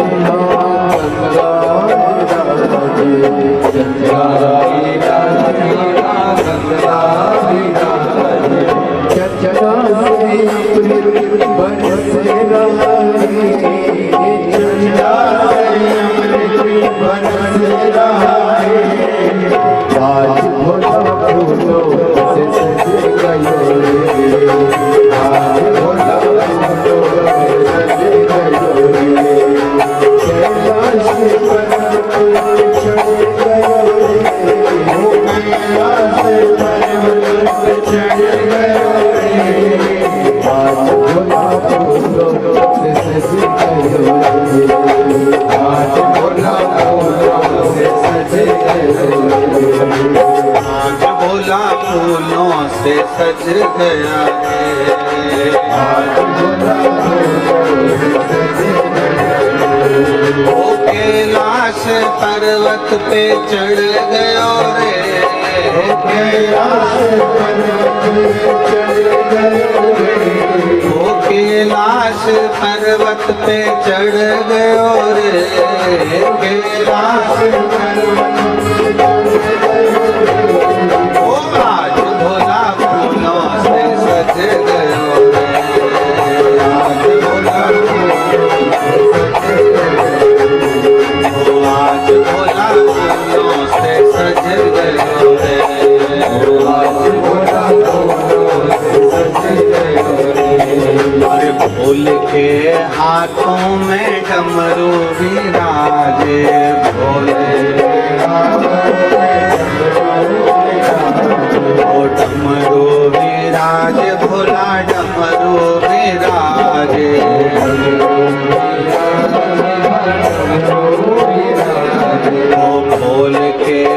हाथों में डमरू विराजे, भोले के हाथों में डमरू विराजे। ओ डम डम डमरू बाज रहा रे, डम डम डमरू बाज रहा रे। ओ डम डम डमरू बाज रहा रे, डम डम डमरू बाज रहा रे। ओ आज भोला फूलों से सज रहा है, आज भोला ओ आज भोला फूलों से सज रहा है, आज भोला ओ कैलाश पर्वत पे चढ़ गयो रे, कैलाश पर्वत चढ़ गयो रे। ओ कैलाश पर्वत पे चढ़ गयो रे, कैलाश पर्वत चढ़ गयो रे। ओ आज भोला फूलों से सज गयो रे,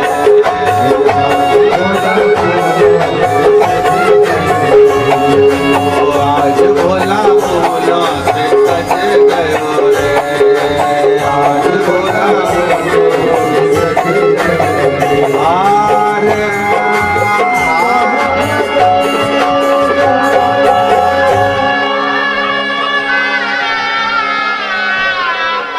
अपने स्थान पर बैठकर भगवान देवाधिदेव महादेव से बड़े भाव से आनंद से प्रार्थना करिए। भगवान शिव से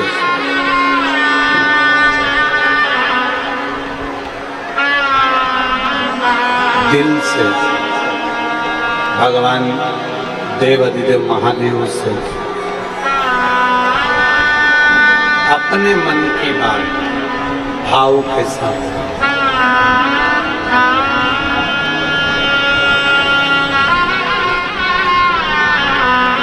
जहां जगह मिले वहां बैठ जाओ। धूप हो तो अपने पास के छाते लगा लो,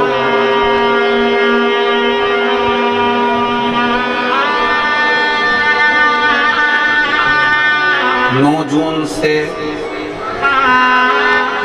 15 जून तक जो ओमकारेश्वर की पवित्र भूमि पर मां नर्मदा के तट पर 12 ज्योतिर्लिंग में से एक ज्योतिर्लिंग ओमकारेश्वर में जो कथा है, वहां पर भी अगर आओ तो अपने साथ छाता, पानी की बोतल, ओढ़ने बिछाने का साथ लेकर आए। दिल से जहां जगह मिले वहां बैठकर बाबा से प्रार्थना करेंगे, सब भाव संवेदन करेंगे। जिसको आता है साथ में बोलिएगा।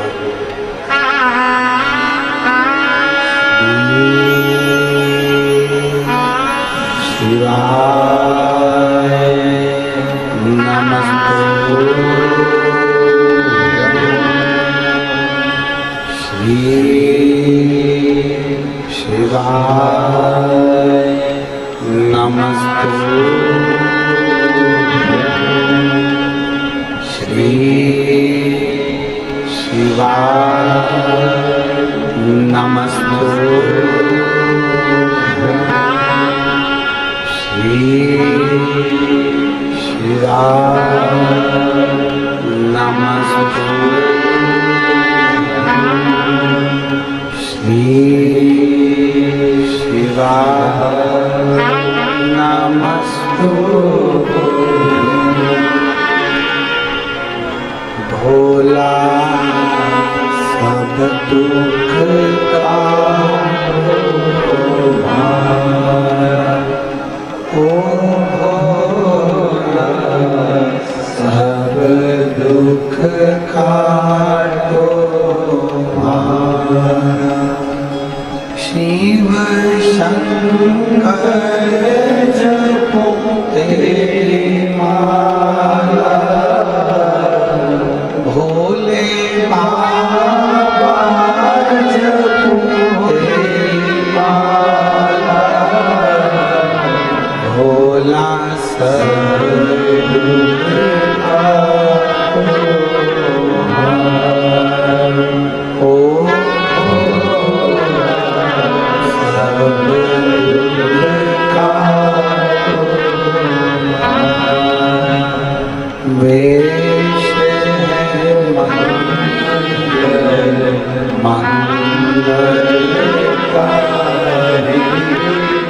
देश है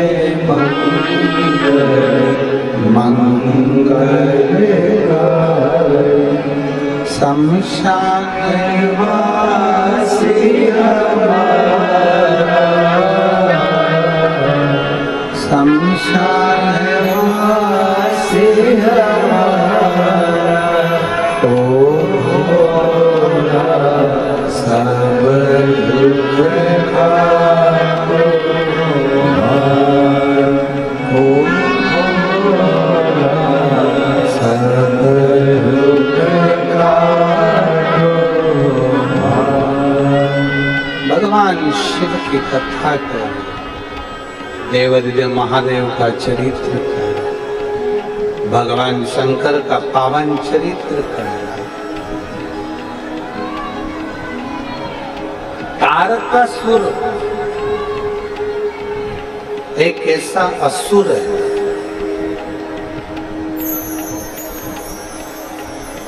जो साधारण नहीं है, जिसकी भक्ति साधारण नहीं। उस तारकासुर ने भगवान शंकर की भक्ति भी करी है और असुर प्रवृत्ति में राज्य भी किया।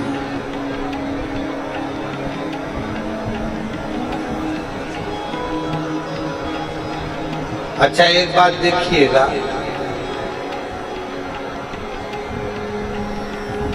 भगवान शंकर को कभी कैलाश पर डर नहीं लगा कि मेरा कैलाश कोई ले ले।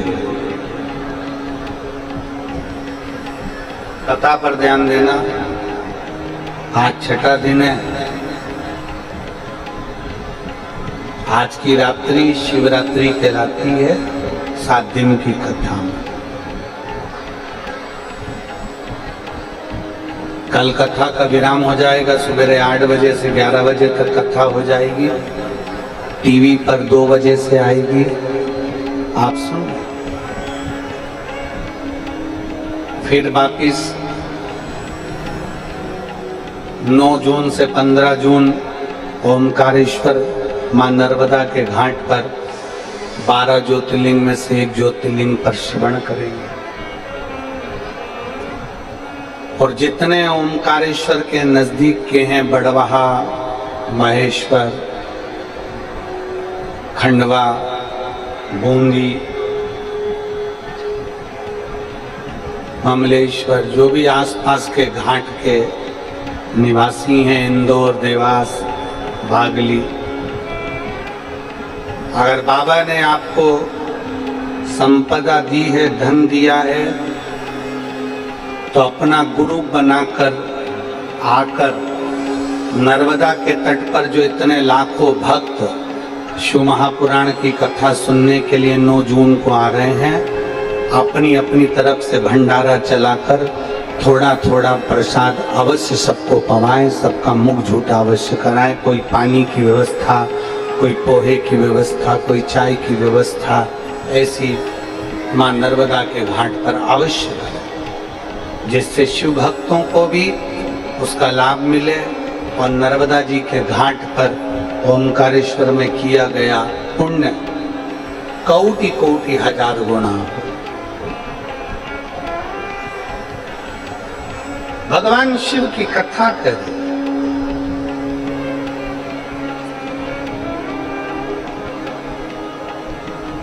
इंद्र को डर लगता है कि मेरी कुर्सी ना चलेगा।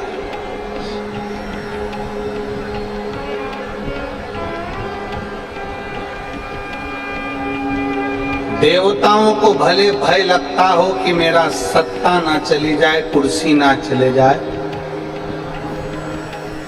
पर केवल एक देवादिदेव महादेव एक ऐसे हैं जिनको कोई भय नहीं है कि कोई मेरा कैलाश चले। कौन लेगा? अच्छा जाने दो, हम यहीं की आपसे पूछें, ये जितनी माताएं कुर्सी पे बैठी हैं और जितने भाई लोग कुर्सी पे बैठे हैं, ये थोड़ी सी देर के लिए बाहर चले जाए ना तो इनके मन में डबडबा रहता है कि हमारी कुर्सी पे कोई नहीं बैठ जाए। बोलो सही है कि गलत है? अरे बोलो तो जम के, सही है। पर जो जमीन पे बैठा है उसको डर है क्या? जमीन पे बैठा हुआ व्यक्ति तो सोचता है अगर कहीं का बेड भी गया तो उसके पास में बैठ जाऊंगी, माँ बैठ गया तो उसके पास में बैठ जाऊंगी। जमीन पर बैठने वाला, जमीन से जुड़ा हुआ, अपनी मातृभूमि से जुड़ा हुआ व्यक्ति कभी भय में जिंदगी नहीं जीता। जो मातृभूमि से नहीं जुड़ा वो भय में जिंदगी जीता। किस बात का भय?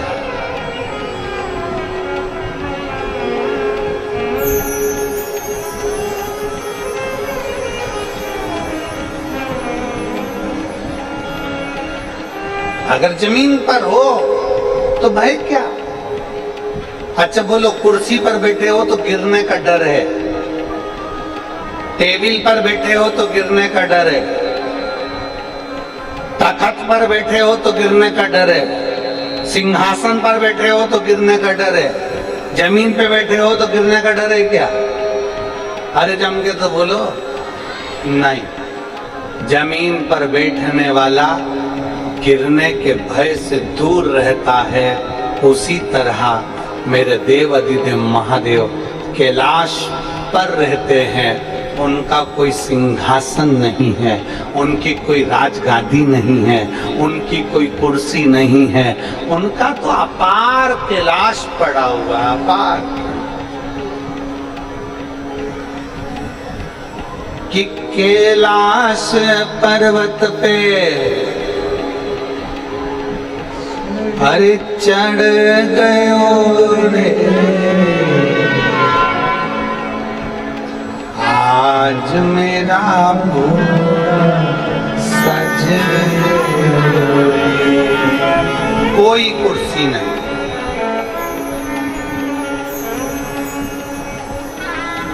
कोई सिंहासन नहीं, कैलाश पर बैठे।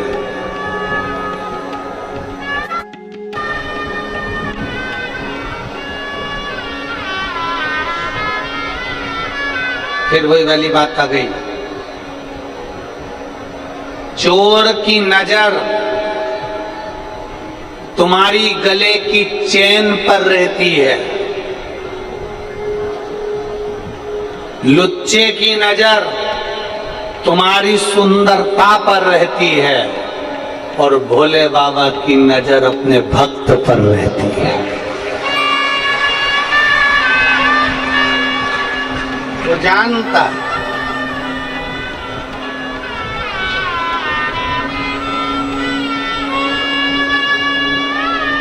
डॉक्टर ने जो दवाई लिखी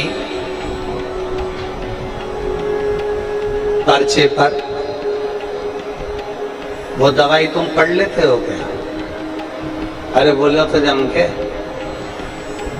और मेडिकल वाला पढ़ लेता है। अरे बोलो तो जम के, बोलो जरा। मेडिकल वाला दवाइयां पढ़ लेता है, डॉक्टर ने जो लिखा वो।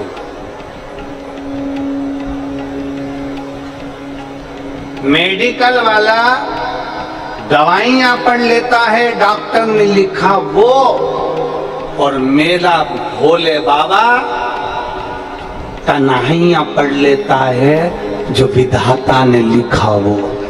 मेरा भोले पढ़ता है कि ये रोज मेरे दरवाजे पर आती है, एक लोटा जल चढ़ाती है, मेरे मंदिर में आती है, रोज एक लोटा जल समर्पित करती है। दुखी है अंदर से, भले मुस्कुराती है पर अंदर इसके दुख है, अंदर दुख है। डॉक्टर भी अगर चेक करता है तो हाथ पकड़कर चेक करता है, और मेरे भोलेनाथ पर जब आप एक लोटा जल चढ़ाते हो तो ये हाथ तुम्हारा शंकर के पास में जाता है। डॉक्टर डॉक्टर भी हाथ पकड़ कर चेक करता है कि इसको क्या तकलीफ है। जल चढ़ाते समय जब हम महादेव को धीरे धीरे जल चढ़ाते हैं, उस समय पर मेरा महादेव भी तुम्हारे हाथ को पकड़ कर देख लेता है कि इसके अंदर तकलीफ क्या है, इसको कष्ट क्या है, इसको दुख क्या है।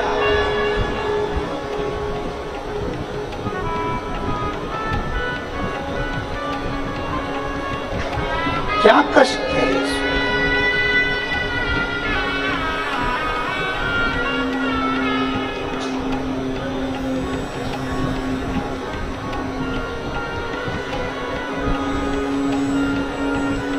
जब कोई नहीं आता मेरा बाबा आता है, मेरे दुख के दिनों में वो बड़ा